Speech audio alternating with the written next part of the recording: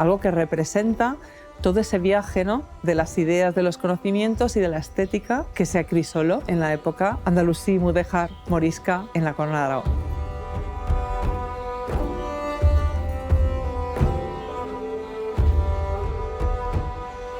Siempre nos fijamos en el arte porque es como muy obvio. ¿Qué pasa con la vida cotidiana?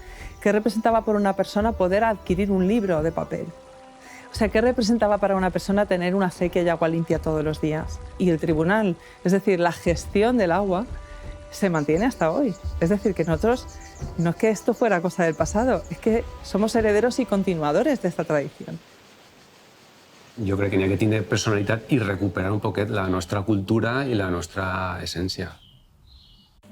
Jo conec a molta gent jove que té molt bones idees i que, si se li dona un camí, pot fer coses molt interessants, inclús poden fer que això continuï.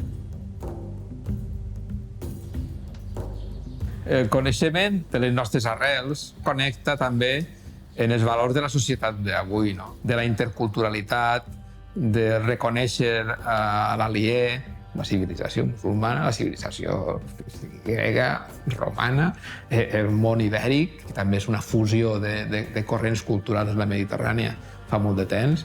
Vull dir, tot això ens ajudaria a entendre que no som res sense ser part de tot.